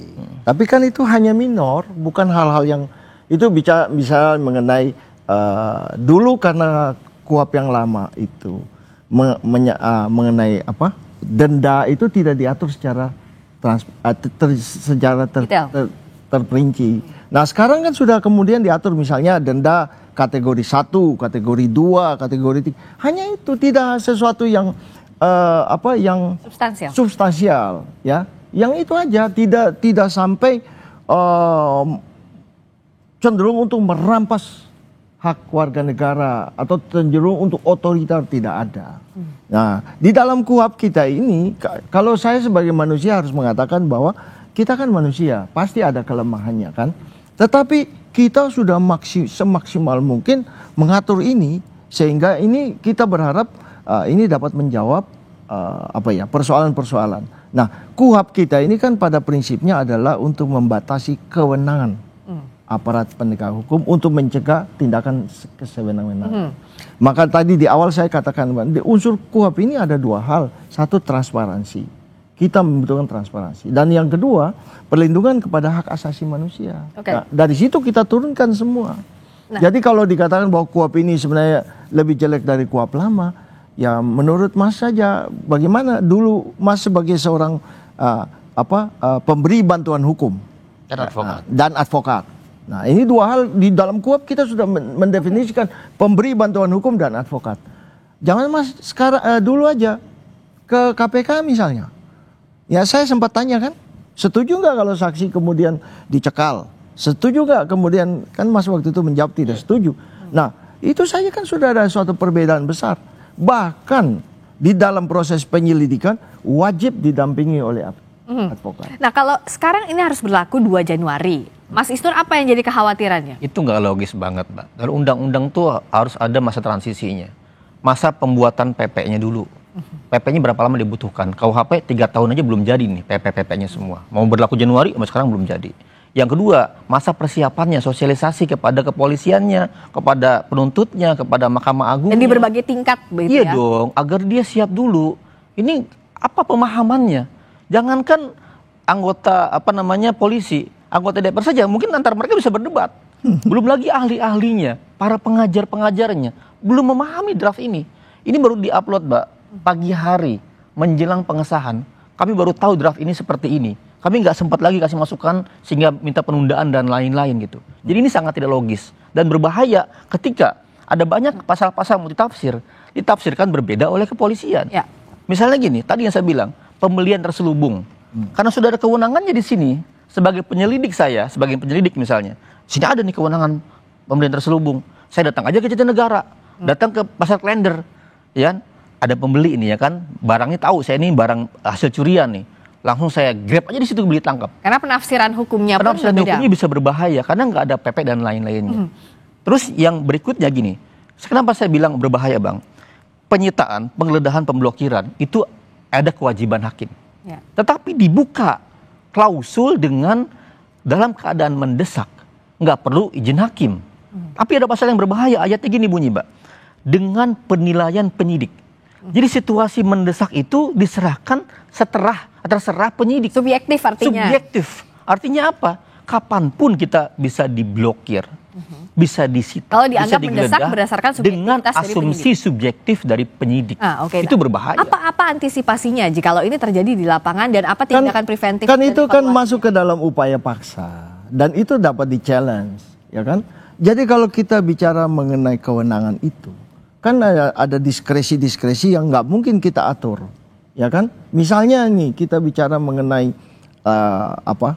ada seseorang yang lewat begitu, dia berpakaian necis dan sebagainya.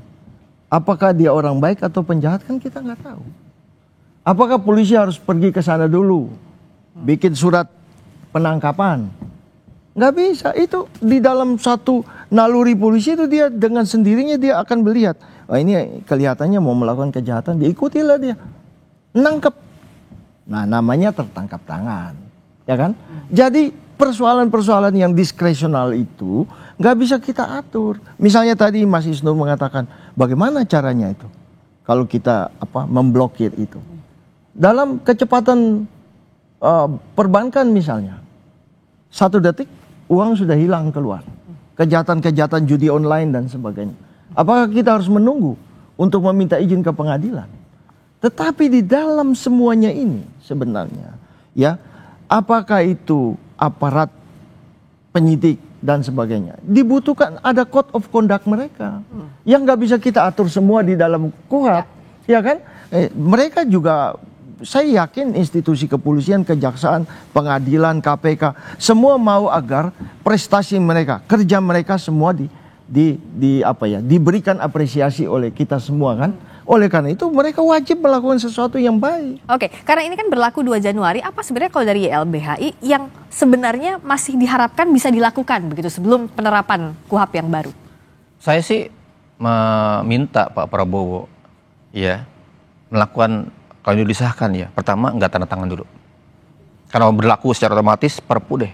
Perpunya adalah dengan mengubah pasal-pasal yang berbahaya, kemudian dengan melakukan transisi atau penundaan. Nanti Perpu nggak setuju lagi. Ini di Pak Prabowo ya. Minimal pemberlakuannya jangan dulu. Sehingga dia dimaksimalkan untuk perubahan-perubahannya. Kan DPR sudah lewat nih sekarang. Menurut saya di pemerintah sekarang situasi seperti itu. Karena apa? Pemerintah yang menerapkan. Pemerintah yang buat PP-PP-nya. Pemerintah yang sosialisasi kepada seluruh instrumen di bawah. Penyidik kan ribuan, Mbak, kasusnya. Dan banyak sekali penyidik yang menurut saya, banyak yang baik tapi juga banyak yang nakal. Dia akan gunakan kewenangan-kewenangan ini dengan intensi yang tidak baik. Atau malicious investigation gitu. Penuntut misalnya. Kan sekarang aja Mbak, udah terbuka seperti ini, banyak yang berani. Neko-neko, DPR nih marah-marah terus. Sama institusi Komisi 3 kan marah-marah terus, evaluasi terus. Tapi evaluasi tidak menyelesaikan akar masalahnya. Kalau sekarang begitu mungkin. Solusinya adalah Pak Prabowo keluarkan Perpu ya, penundaan pemberlakuan. Bola sekarang di pemerintah, apakah instrumen dan sosialisasinya akan bisa berlangsung dengan baik karena waktunya pendek sampai 2 Januari. Terima kasih Mas Isnur, terima kasih Pak Sudirman sudah hadir di Sapa Terima kasih. Selamat malam. Berikutnya saudara, kami kembali dengan informasi lainnya. Tetaplah bersama kami di Sapa Indonesia Malam. Dewan Keamanan PBB secara sah akan mengerahkan pasukan stabilisasi internasional ke jalur Gaza. Usai jeda di Sapa Indonesia Malam. Akan menunggu.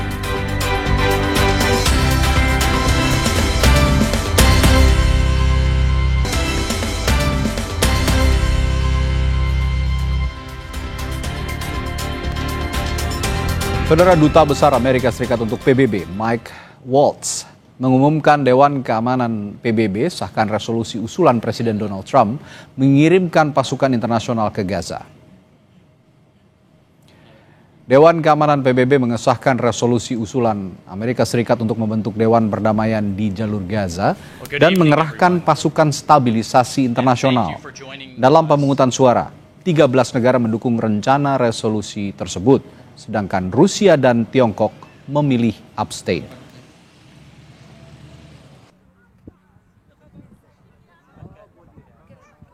The United Nations Security Council has just adopted the United States-sponsored resolution on Gaza that does something we haven't seen in generations. It provides a real, actionable pathway to lasting peace for Palestinians and Israelis. And I would encourage everyone around the world, and I would certainly encourage the media to read the entire resolution. Read the whole thing. It is truly a victory for everyone who believes in a future where the Palestinian people can determine their own destiny. Saudara, Dewan Keamanan PBB secara resmi mengesahkan pembentukan pasukan stabilisasi internasional. Lantas apa saja yang dilakukan atau yang akan dilakukan oleh pasukan internasional dan apa tugasnya? Akankah ini menciptakan perdamaian abadi di Gaza? Kita akan membahasnya bersama dengan Ahmad Khairul Umam, Direktur Pasca Sarjana Hubungan Internasional Universitas Paramadina. Selamat malam Mas Umam.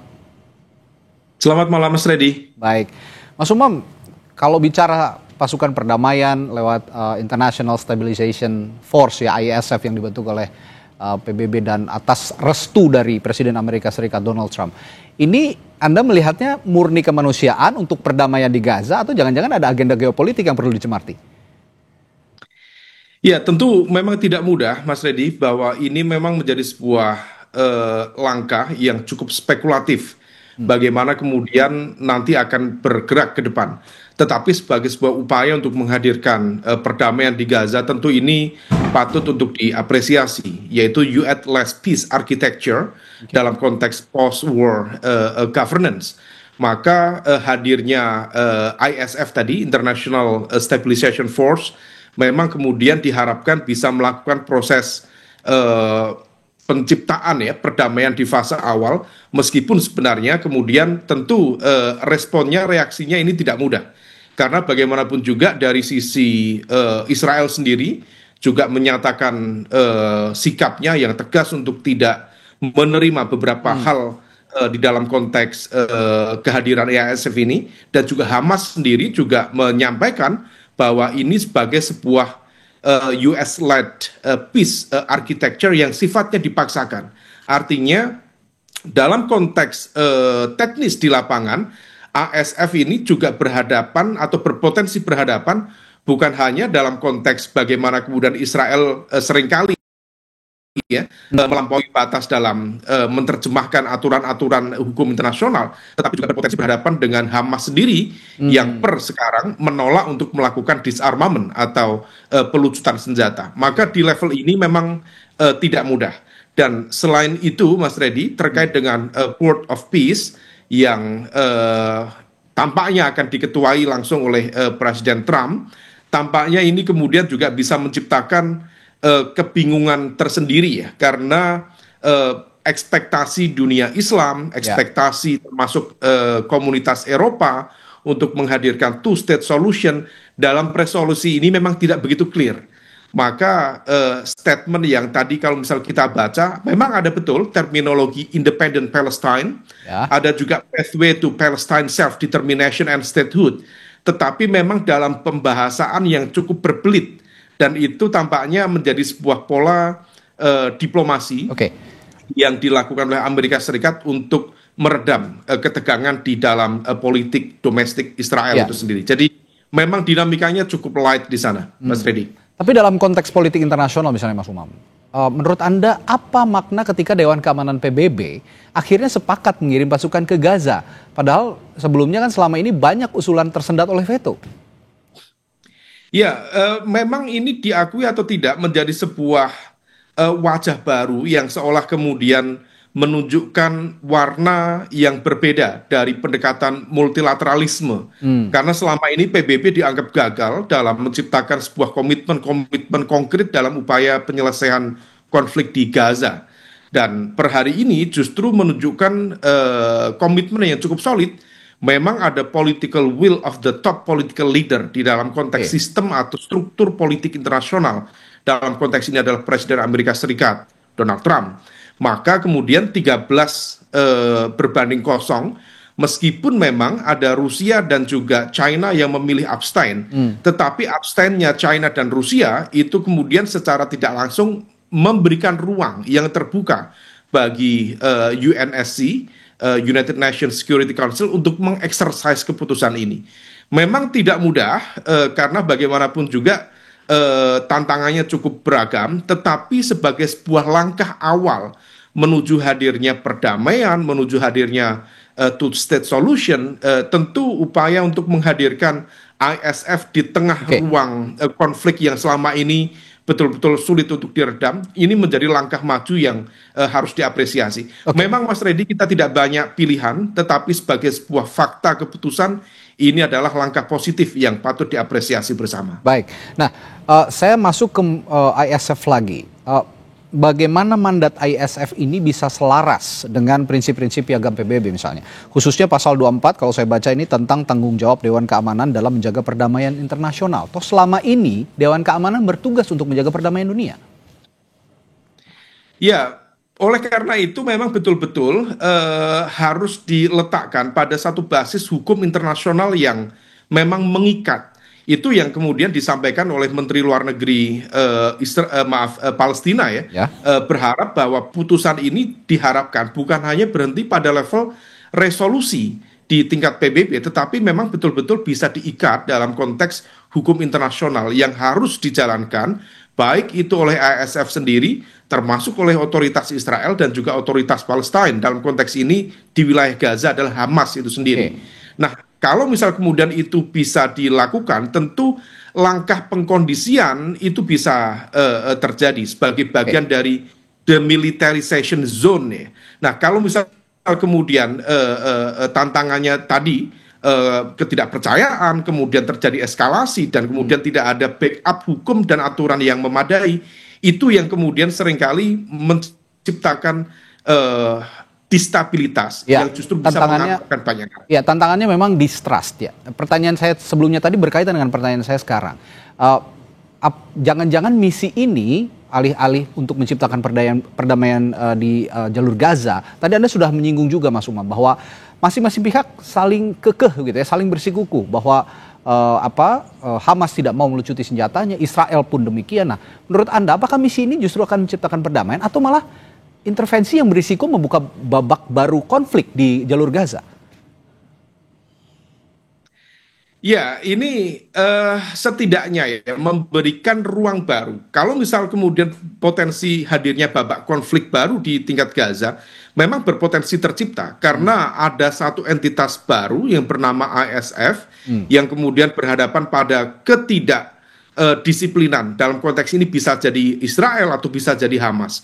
Tetapi sebagai sebuah ruang dalam upaya untuk menciptakan peace settlement, memang langkah ini cukup promising, cukup menjanjikan untuk menghadirkan sebuah langkah awal yang diharapkan bisa menjadi, kalau dalam bahasa resolusi itu, sebagai pathway kepada hadirnya Palestinian self-determination.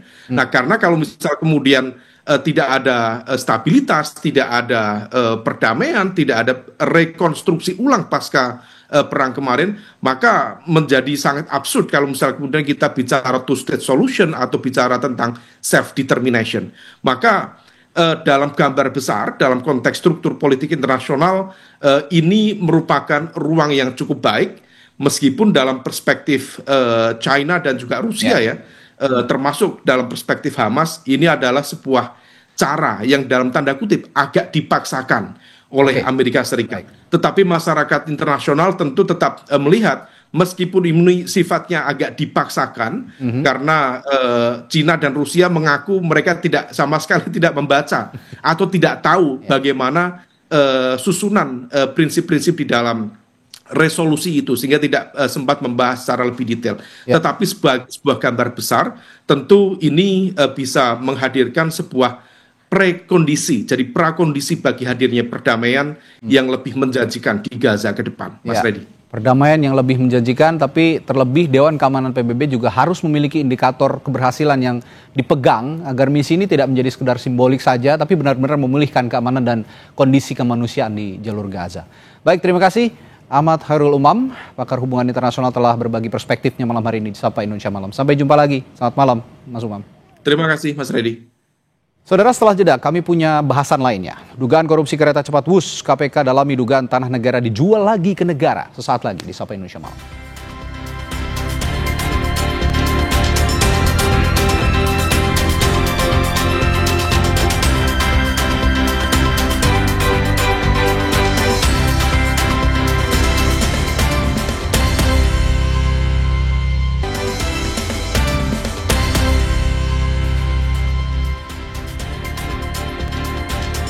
Komisi Pemberantasan Korupsi KPK mulai mengusut modus dugaan korupsi pengadaan lahan kereta cepat Jakarta-Bandung atau WUS.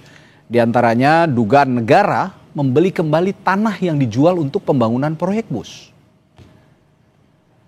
Juru bicara KPK Budi Prasetyo menyampaikan bahwa dugaan tanah punya negara dibeli lagi oleh negara untuk proyek kereta cepat masih dalam penyelidikan. Penyidik masih mengusut adanya tanah atau lahan yang diduga punya negara, kemudian dikondisikan untuk dibeli kembali dalam proses pengadaan lahan.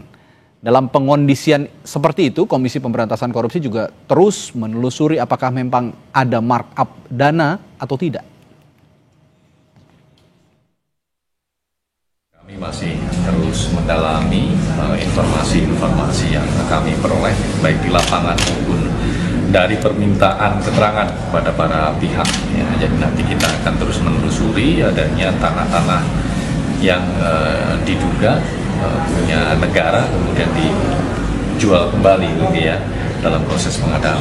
Artinya negara membeli kembali yang sebetulnya tanah itu adalah milik negara. Nah, modus-modus seperti ini masih terus didalami terkait dengan pengkondisian dalam proses pengadaan lahannya begitu. Apakah juga ada dugaan markup terkait dengan pengadaan lahan ini? KPK mengungkap ada modus negara membeli kembali tanah negara untuk proyek kereta cepat WUS.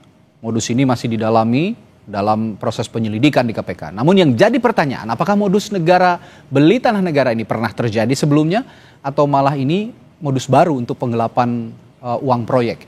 Kita akan bahas hal ini dengan dua narasumber kami yang sudah bergabung melalui sambungan virtual. Ada Herman Hairon, anggota Komisi 6 DPR RI dari fraksi Partai Demokrat, dan Saud Situmorang, mantan Wakil Ketua KPK periode 2015-2019. Selamat malam Bapak-Bapak. Selamat malam Mas. Selamat malam. Ya, saya ke Kang Herman dulu nih dari DPR. Kalau Anda di Komisi 6 yang mengawasi Kementerian Perhubungan, misalnya sudah berkoordinasi juga dengan Kementerian BUMN dan juga yang lainnya begitu yang terkait dengan proyek kereta cepat misalnya. Adakah di rapat-rapat komisi terkait dugaan korupsi lahan ini terungkap juga di DPR? Kami kan tidak sedetil sampai kepada hal-hal yang mikro ya. Oke. Dan pembahasan dengan kereta cepat Jakarta-Bandung atau KCIC tentu membahas terkait dengan kesiapan pelaksanaan dan bagaimana ketersediaan penganggaran, kemudian kesesuaian dengan target dan tujuan awal, termasuk bagaimana pola B2B dan apa yang menjadi kendala persoalan pada waktu itu. Dan tentu setelah kemudian berjalannya waktu, KPK mengungkap bahwa ada persoalan dengan pembebasan lahan, pengalihan lahan, ya, apakah itu tanah negara, apakah itu tanah masyarakat. Tentu kalau ada hal-hal yang menyebabkan itu melanggar aturan tata peraturan good governance atau good corporate governance, karena ini adalah B2B, kami persilakan untuk bisa mengungkap. Justru kalau bertanya kepada saya, ya tidak tahu, karena prosesnya kami tidak sedetil itu sampai pembahasan terhadap pelaksanaan kegiatan proyek KCIC ini. Tapi mengingat DPR juga adalah lembaga pengawas eksekutif begitu ya, kinerja-kinerja eksekutif, perlukah nanti ke depannya misalnya paralel dengan proses penyelidikan dan penyidikan mungkin nanti ke depannya oleh KPK, perlukah juga ada pansus misalnya yang dibuat oleh DPR menurut Anda?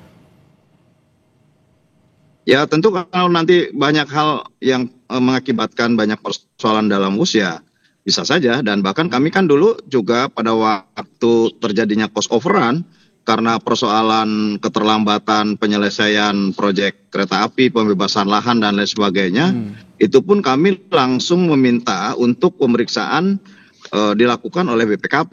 Dan pada waktu cost overrun diajukan oleh konsorsium, ya tentu pada waktu itu kami juga membenchmark dengan hasil BPKP yang lebih rendah. Nah, kalaupun ada persoalan lain, ya kami persilakan untuk siapapun aparat penegak hukum untuk memproses persoalan ini. Baik. Saya ke Pak Saud. Pak Saud, ini agak lucu ya. Negara memiliki lahan, dibeli lagi oleh negara. Yang seharusnya tidak perlu dibeli, tidak perlu mengeluarkan biaya, negara ini malah mengeluarkan biaya. Nah, itulah potensi dugaan korupsi yang saat ini lagi ditelusuri oleh KPK. Tapi dari pengalaman Anda di KPK, adakah modus-modus seperti ini? Jual beli tanah negara dengan kasus korupsi lahan di era sebelumnya, misalnya dengan kasus-kasus saya melihat ada proyek tol, misalnya pembebasan lahan tol. Ini ada kemiripan dengan proyek-proyek sebelumnya atau ini justru modus baru, Pak Saud? Ini sebenarnya nggak ada yang baru ya. Ini kan biasa aja itu kalau niat korupsi itu kan di mana kesempatan mereka memanfaatkan. Cari celah terus gitu ya? Ya, apakah itu markup, apakah itu gratifikasi atau pemerasan dan seterusnya. Cuman saya melihat KPK ini udah mulai larinya kemana-mana nih gini.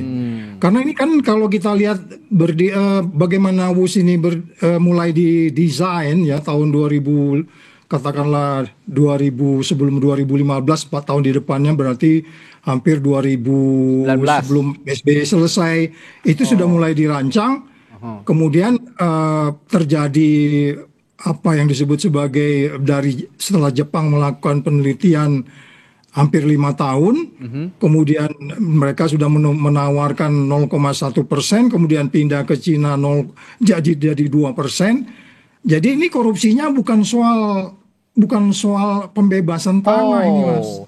Jadi menurut Anda bukan di persoalan lahan, dugaan korupsinya? Enggak. Ini KPK mulai kita pertanyakan nih, KPK ini udah mulai mereka mau nyalahkan orang teknis nih. Padahal intinya bukan di situ ya. Korupsi WUS ini yang disebutnya state captured corruption. State captured corruption itu adalah yang dirusak itu kebijakan publik, main di regulasi, institusi negara, kemudian bersifat keputusan strategik. Coba lihat deh yang dari 0,1% ke 2%. Itu ciri-ciri khas state corruption. Nggak urusan bebasin tanah ini, Mas Radit. Ini kecil banget. Kalau soal bebasin tanah itu cuma berapa, nggak nyampe 10 triliun tanah itu. Tapi yang dahsyat justru itu tadi. State capture corruption ini kita itu dikaitkan dengan, coba lihat bagaimana Perpres 107 tahun 2015. Itu dikatakan tidak pakai APBN. Kemudian dibuat Perpres 93 2021. Di situ berubah menjadi APBN. Tadi Mas yang dari DPR udah bilang ada cost overrun di situ. Nah, itu yang strategik tuh di situ. Jangan ngurusin pembebasan tanah. Ini gimana sih jadi lari kemana-mana? Ya kelihatannya jadi kayak korupsi yang begitu simpel. Ini state captured corruption. Korupsi yang rame-rame dilakukan penguasa, politisi dan seterusnya. Bukan hanya soal pembebasan tanah, ini kecil banget nih. Ini kayaknya mitigasi nih yang jangan-jangan. Jadi KPK cari kambing hitam dong Pak Saud kalau gitu. Oh ya boleh pakai kata itu juga boleh. Karena makanya sebetulnya saya setuju dengan tadi Mas dari DPR tuh. Pak Herman. Coba aja lihat dari bagaimana waktu BPK memeriksa itu gitu. Iya kan? Perolehan, belum lagi kalau kita bicara PMK Peraturan Menteri Keuangan nomor 89 2023. Di situ ada pembiayaan, terus kemudian ada perubahan dari Perpres 93 2021 dari non APBN ke APBN aja mereka pamit nggak ke DPR? Itu kan undang-undang APBN tuh. Ya. Ya kan nggak bisa dong ngubah-ngubah begitu aja. Itu menempatkan membuat keputusan 93 2021 itu aja pertanyaan. Jadi ini state captured corruption, jangan dianggap korupsi pembebasan tanah orang membangun jembatan kecil. Ini jauh banget ini Mas Radit. Ini pantas saja tadi Kang Herman saya tanya soal pembebasan lahan, dugaannya tidak terlalu antusias menjawab karena mungkin ada kecurigaan yang sama. Jangan-jangan saya akan tanyakan itu setelah jeda nanti ke Kang Herman, apakah betul ada state capture corruption dalam proyek pengadaan WUSH kereta cepat Jakarta Bandung sesaat lagi di Sapa Indonesia Malam. Jangan kemana-mana.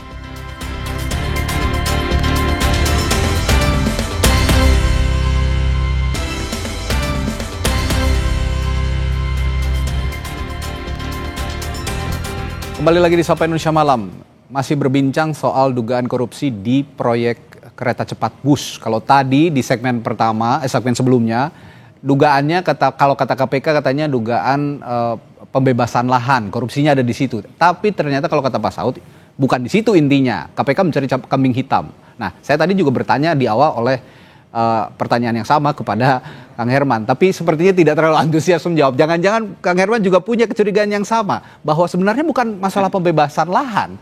Sebenarnya ada core yang dikatakan Pak Saud tadi yang lebih inti, yakni state capture corruption. State capture corruption. Bagaimana respons Anda, Bung Herman? Ya, ini kan pembahasan ini panjang ya. Tadi memang kita dimulai dari penetapan sebagai proyek strategi nasional. Ya. Itu dimulai 2016 Bang Saud ya. 2016 Perpres nomor 3 tahun 2016. Kemudian 2018 kita memulai dengan konstruksi karena 2018 mulai dicairkan sehingga juga untuk grace period ini juga dari dimulai 2018 sampai 2028.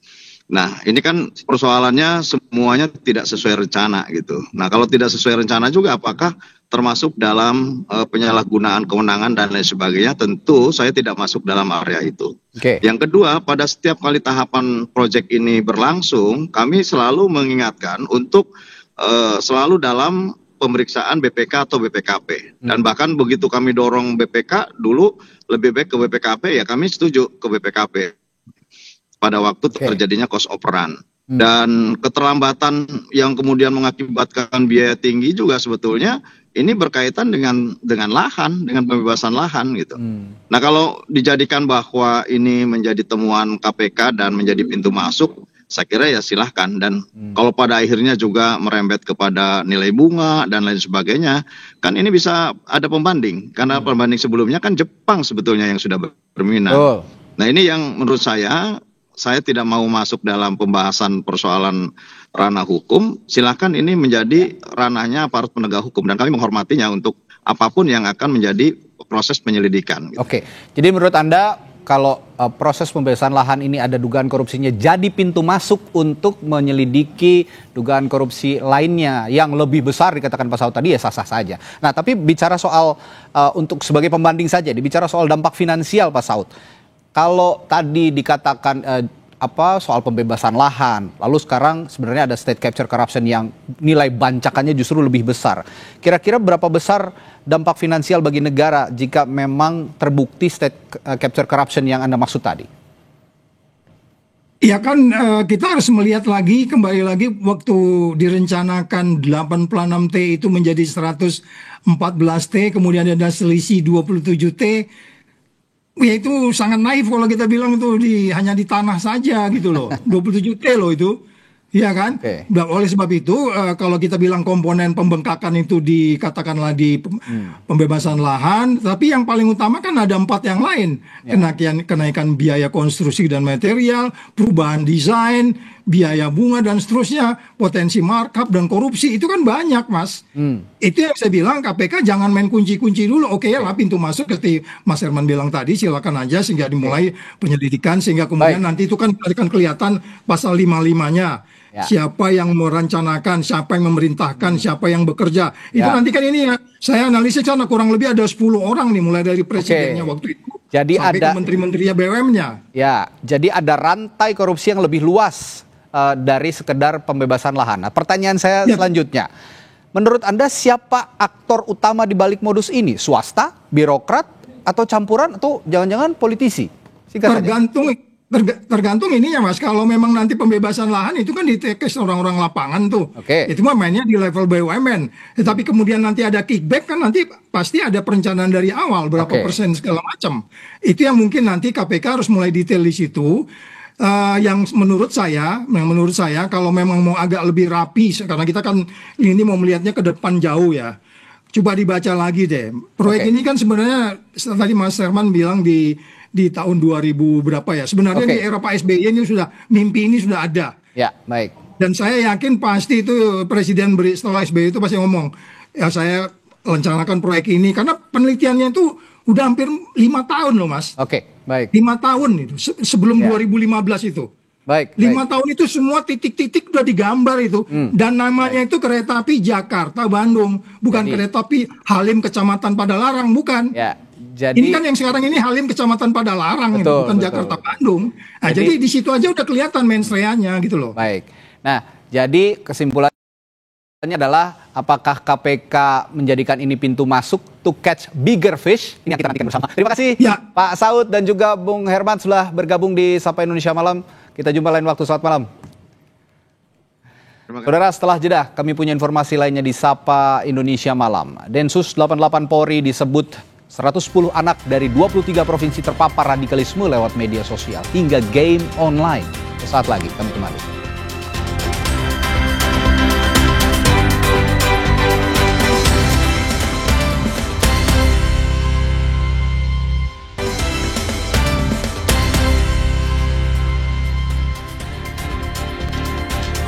Kembali di Sapa Indonesia Malam, Densus 88 Polri menyatakan sebanyak 110 anak dari 23 provinsi terverifikasi terpapar radikalisme lewat internet, baik media sosial, website hingga game online. Paling banyak terdapat di Jakarta dan Jawa Barat. Juru bicara Densus 88 Anti Teror Polri, AKBP Miandra Eka Wardana bilang berdasarkan data 2025 ada lebih dari 110 anak terverifikasi terpapar paham radikalisme.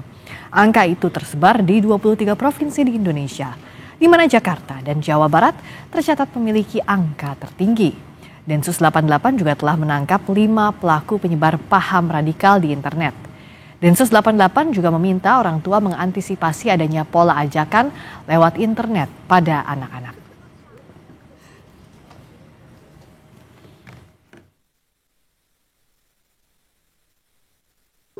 Kurang lebih dari 110 yang saat ini sedang teridentifikasi. Jadi artinya kita bisa sama-sama menyimpulkan bahwa ada proses yang sangat masif sekali